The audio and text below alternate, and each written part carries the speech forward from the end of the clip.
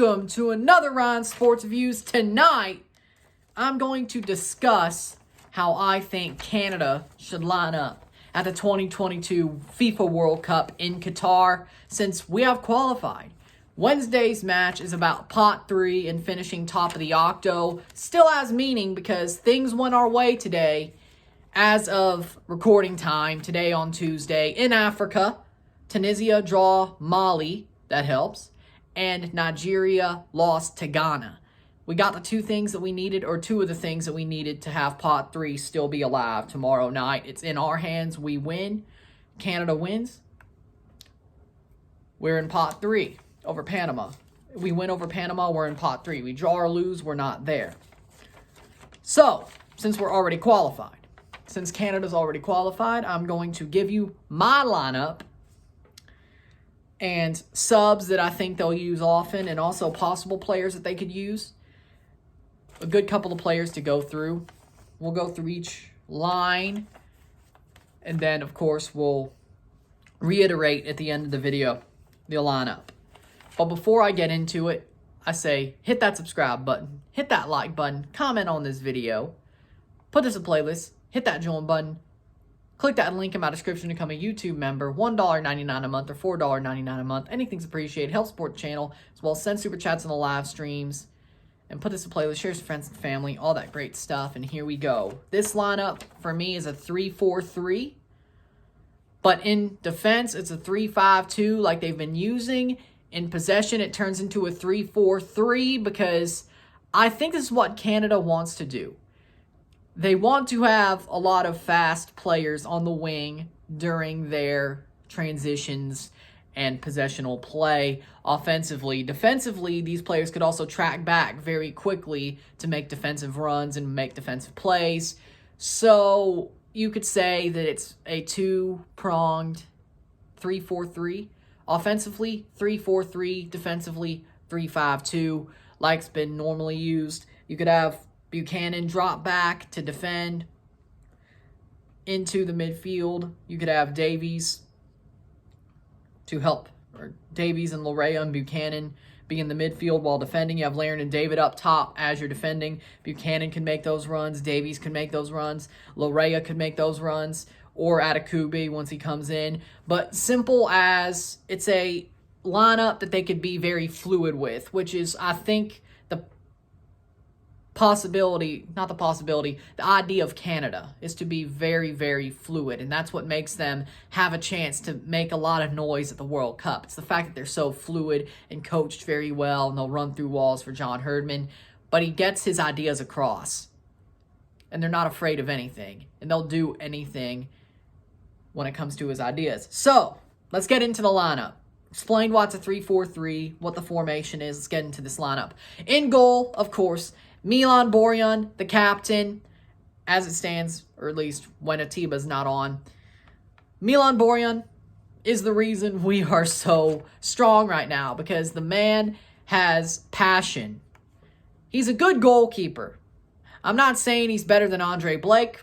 He's not better than Keylor Navas.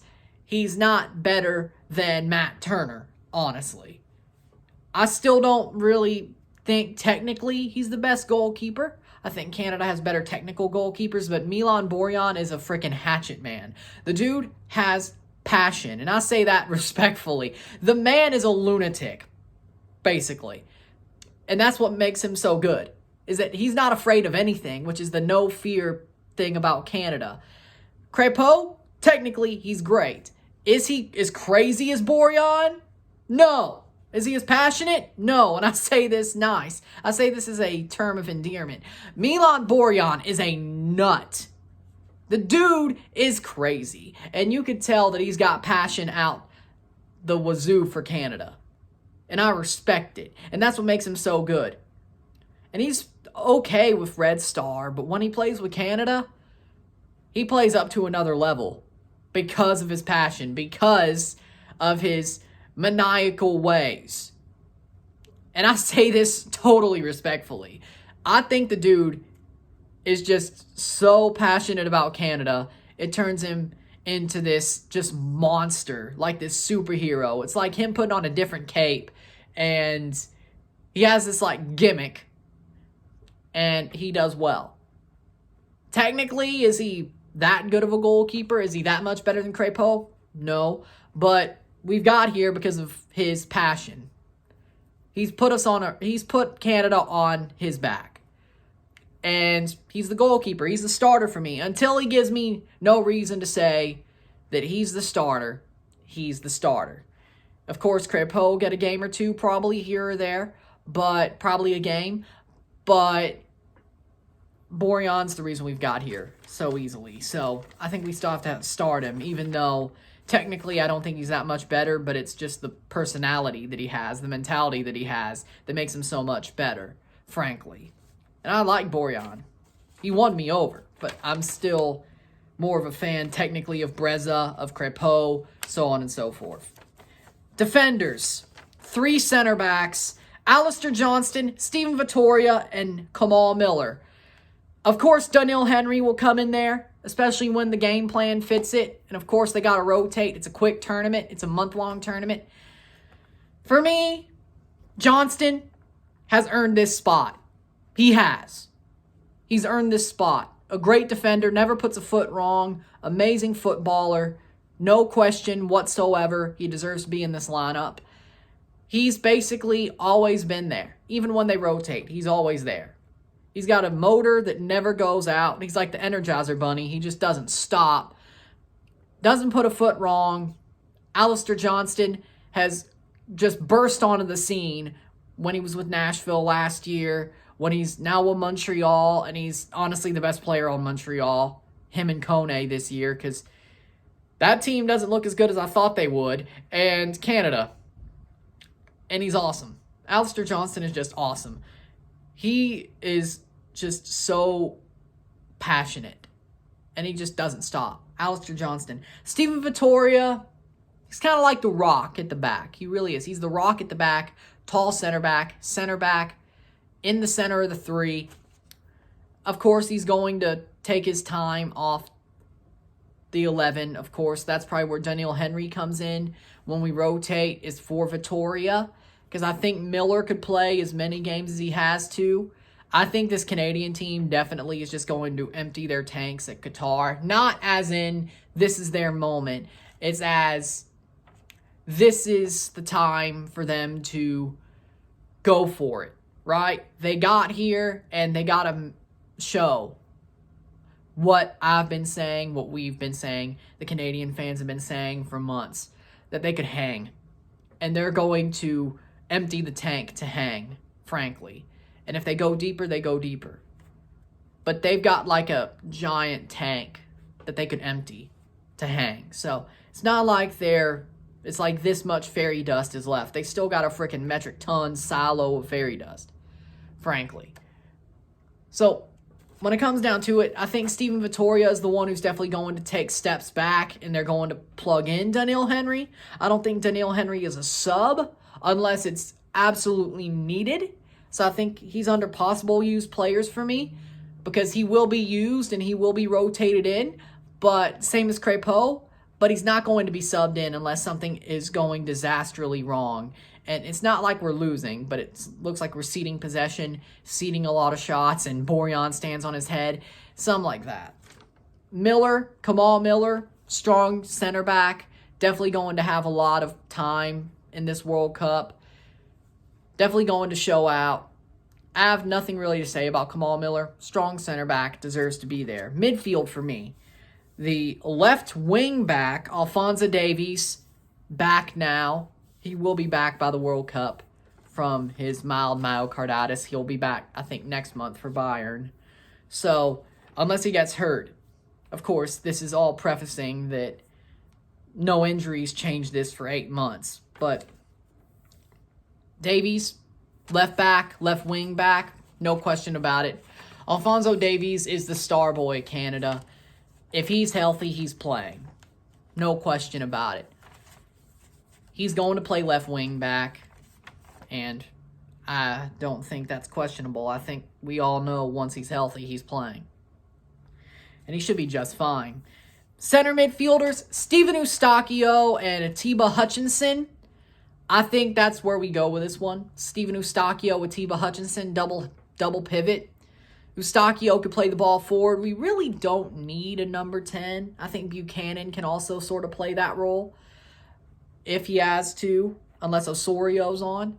But Buchanan can kind of play that role as well. With those two midfielders, we have a 6 in Atiba. We have the 8 in Eustachio, who could also play box-to-box. Kind of like, I would say, Pogba, Conte, France 2018. That lineup. Like double pivot where one could go box to box, the other can also go box to box, frankly, but one's more defensive, one's more offensive. I think that's definitely where we're going with that.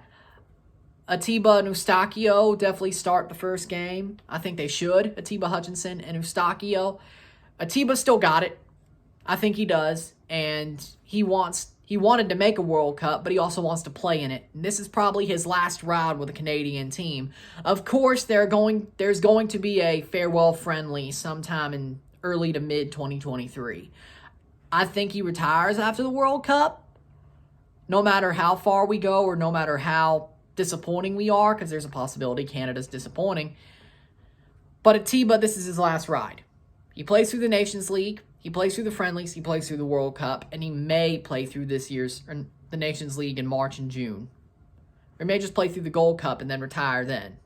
Because I think that's the cycle to Canada. I may be wrong. I think to Canada, the cycle legitimately is, in my eyes, and I think everybody's, is Gold Cup in 2023 is where this cycle ends before they prepare for 2026. They're going to be there, but this cycle, because of the Nations League, the way it falls, you have the June games, you have the March games that end the group, and then next June's games, which is the final and the semifinal and final, then you have the Gold Cup in July of 2023. So I think the way Canada looks at it, which is I think the way I look at it, is that that's a whole cycle. The World Cup isn't the end of this cycle. It's really the Gold Cup. Because I think they want to make a point there. So actually, I think maybe Atiba, his farewell friendly will probably be more August, September, November of 2023. So he'll probably play through the Gold Cup now that I think about it. But Atiba, this is his only World Cup. Let's put it like that. This is his only World Cup. He wanted to do this. He wanted to make the World Cup. He's still ageless. I don't think nothing's going to change by next July. He wants to play this World Cup. And I think he probably agrees that the cycle really ends at the Gold Cup in August of next year. And then you make your decision then. I don't see him playing in 2026. I don't. Maybe he does play until like 2024, which he could probably do. Now, internationally. But does he? I'm not so sure. He doesn't play into 2026, though. He could still play for Besiktas for like 5 or 6 years, though. Or at least in Europe. Maybe he goes to MLS. I'd love to see him. Actually, he's out of contract this summer. How about Atiba comes to TFC? I'd rather have Atiba in Prizo than Bradley in Prizo. I don't think that hurts Atiba's form going into the World Cup at all. Please. And Borjan, please. But with that being said, Eustachio and Atiba definitely complement each other as the two midfielders. You can have Buchanan drop back as the 10 if need be. It works. Lorea is the right wing back. Richie Lorea should start. And you'll say, but what about Adekugbe? What about him? For me, Lorea is a starter. For me, Lorea fits the team so well. The pace that he has is freaking dynamite. I think he's faster than Adekugbe. And if you're running a system like this, I think it fits Lorea a lot more. And he also has better finishing because he scored goals at TFC. He scored goals for Canada. He hasn't scored a goal for Forest yet because they just won't play him. Jesus Christ, play him or send him back to Toronto. I beg. But Lorea definitely should play. He should start. Easy as. The left wing, Tajon Buchanan. As I said, he could definitely, I gave this one away, he could also play the 10. He could drop back in the midfield to defend. He could also play the 10 if need be. Drop back behind Lehren and David to do that. I think that's a smart way to play it. I think Tajon could also do that. He is more of a winger, but I think he could also drop back, play the 10, drop back, defend on the outside, as the 3-5-2 is. He's definitely a jack of all trades, Swiss Army knife in this situation where it is very fluid. I think he could do that, and I believe that's exactly what he is. He's definitely a Swiss Army knife here. If you want an actual take, you bring in Jonathan Osorio or Ismael Kone, or if you want a full-on wing, you can put on Junior Hoylett. It's easy. That's where the subs will probably come in, definitely. On the right, you have Jonathan David, of course, which, again, you could easily make that a 2. But I think David has more propensity to work on the wing instead of just straight-up striker. I think Kyle Lehren is that straight-up striker. David is more, he could do both. I think he could do both. He's kind of like a Timo Weah, or in that situation where he could do both. He could play the wing, he could play striker, he could play off the wing as a striker and make those central runs. But is he exactly a striker? He's got the body type of a winger, but he could also play striker. And he's got the motor of a wing player, but not a striker. Or he's got more of a motor. He's not just making runs to try to get in behind. He could also dribble the ball. He's a lot more, again, another Swiss Army knife type situation here. I put him on the wing in this 3-4-3. And then, of course, he'll make some more forward runs and he could still finish. But definitely could also play that right wing spot. And then Kyle Lehren is the striker, the out-and-out number 9. That's what he is. That's what he is. I like Kyle Lehren, but if you look at the past 2 games, at least until he scored, the Costa Rica game, he was a passenger. He was dropping back, kind of pulling a Josie Altidore, to be honest. And when I say Josie, I mean like 2020, 2021 Josie. It's not good, frankly. And I'm just going by what I see, okay? So don't get mad at that part. He looked like a passenger in that Costa Rica game. Against Jamaica, besides the time he scored, about for like 25 minutes, he looked pretty threatening. But then after that, not really. Not really. I'd say he looked like a passenger for about 120 minutes, 130 minutes of this whole window, which shows you he's exactly an out-and-out striker, frankly. And that's why he's a number 9 for me. But he's definitely, he's the top scorer in CONCACAF qualifying overall, and the second top scorer in World Cup qualifying. He scores 2 goals against Panama, and UAE doesn't score against Australia. Guess who's the golden boot of the whole world's World Cup qualifying? Around the world. Kyle Lehren. So, I can't hate that much, but I don't think the UAE scores against Australia. I really don't. I think Australia gets it done. 1-0, 2-1. But it'll probably be, well, even then, Lehren would tie with 1 and he would. So even if, yeah, exactly. So, by the end of tomorrow, if Lehren scores 2 goals, he's top scorer. Does he? It's Panama. They're done. Did you see what happened against the USA? You think they're going to try at home after being out? I really don't think so. When Canada wants pot 3 and the door's opened, trust me, it may be rotated, but Lehren's still going to be out there. And let's be honest, a rotated team could probably take care of that Panama team the way they played against the USA. Don't worry. Then going into the subs. My 5 subs that they'll probably use the most when it actually is a sub is Jonathan Osorio, Ismael Kone, Mark Anthony Kaye, Junior Hoylett, and Sam Adekugbe. They're going to make a big impact at this World Cup. Are they going to be starters at times? Yes. Are they going to rotate in? Yes. But they're also going to sub in, actually be subs, and actually make a good impression in the game from being a sub. So, again, Osorio, if you want an out-and-out 10 when the game asks for it, there you go. If you want to relieve Atiba, you bring in Kone or Kaye. If you want to relieve Eustachio, you bring in the other. I think Kone's better for that situation. Hoylett, if you want an out-and-out winger to replace Buchanan, well, I guess maybe David at that point, or Davies or slash Larea. You bring in Hoylett, Adekugbe, if you want to add more defense to your situation when it comes to the wing backs. Possible used players. These are players that'll definitely rotate in, but I don't think will be used as subs as often as the last 5. Maxime Crépeau, he's going to play a game probably, and he's probably going to get rotated in. Normally you have 2 games by your starter in the group stage and 1 by your backup, your best backup.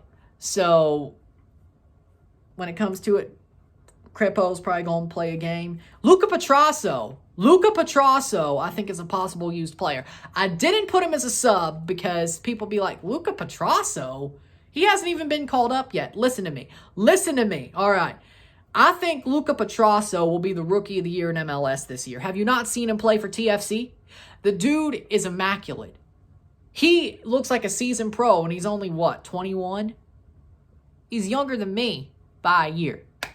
Luca Petrasso is a master already. He looks amazing.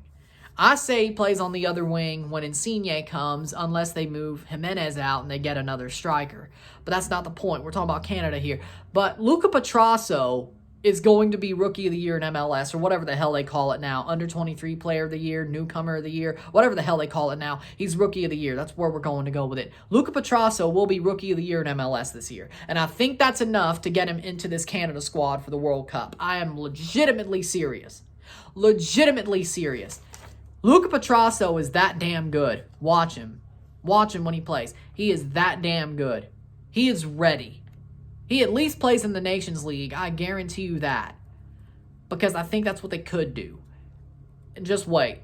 I think he earns a spot at the World Cup. Lucas Cavallini, the good old Mr. Fubar, he's definitely going to play. I don't think he subs in. He's probably depth. Whether he's a sub during a rotation game or he just plays at the start of a rotation game, Cavallini's going to play. Samuel Piette, I think Ismael Kone has bounced him off his place. And I think Kay has as well. He's like our 5th CDM or midfielder who isn't a 10. I like Piette, but I think he's starting to age a little bit. And he'll play. And he's an elder statesman, but I don't think he beats out those 4. He probably subs in during a rotation game, let's be honest. And then finally, Danielle Henry. I don't think he subs in. I think during a game. I think it has to be absolutely disastrous for that to happen. I think he comes in during a rotation game, 1 or 2, or if the game plan fits it, that's when he starts. Or when Vittoria wants to rest. Because, again, games come thick and fast during the World Cup. You're going to rotate. I think Danielle Henry's in that situation. If he subs into a match, somebody either got injured or some went disastrous. So, possible used players. I wouldn't call him a sub. I think there's a difference there. Possible used players are players who will probably play more during rotation games, whether they sub into those or start those. Subs are people who sub in pretty regularly, but who could also play rotation games. So, again, our starting lineup. Milan Borjan in goal, back 3, Aleister Johnston, Steven Vittoria, Kamal Miller, midfield 4, Alphonso Davies, Steven Eustachio, Atiba Hutchinson, and Richie Larea. Top front 3, Tajon Buchanan, Jonathan David, Kyle Lehren, and players that'll probably make a big impact, Jonathan Osorio, Ismael Kone, Mark Anthony Kaye, Junior Hoylett, Sam Adekugbe, Maxime Crépeau, Luca Petrasso, Lucas Cavallini, Samuel Piette, and Danielle Henry. So with that, that's the end of this video. I hope you enjoyed it. If you like this video, like, share, subscribe. You know what it is. Tell all your friends. Hit that like button. Hit that subscribe button. Hit that bell notification once you subscribed. Hit that join button or the link in my description to become a YouTube member. Anything's appreciated. $1.99 a month or $4.99 a month. Anything. Help support the channel. Anything's appreciated. Comment on this video. Send super chats on the live streams. Put this in playlists. Share with your friends and family. All that great stuff. Tomorrow, the Octo is over. World Cup qualifiers are over, except for the Intercontinental Playoffs, which I will cover that Costa Rica game. And you know what? Maybe I'll cover the CONMEBOL AFC playoff. And maybe I'll cover Ukraine/Scotland versus Wales. Maybe. Maybe I will. Maybe I will, depending on the way it falls out. With that being said, maybe I'll cover those in June. Maybe. At least Costa Rica and New Zealand / Solomon Islands, where however that went. Probably New Zealand, but I'll look. But Costa Rica's playoff I will cover because it is CONCACAF. You know that's what we do here. I will cover that playoff. But tomorrow, the one that matters, Canada versus Panama. Panama versus Canada. To go for pot 3, to go for top of the octo, seal that up. I mean, of course, we could lose and still be top of the octo unless USA scores like 5 goals. We should be fine. But win it so we could get pot 3 and seal top of the octo, please. Okay, good. I'm Ron and I'm out. Peace. Hope you enjoyed this 11, and this one better get a lot of views over the year, the rest of the year. It should. Thank Ryan LFC for this idea, by the way. Hit him up. Subscribe to his channel and thank him for this idea, by the way. I'm Ron and I'm out. Peace. See you later. See you tomorrow. Let's have some fun.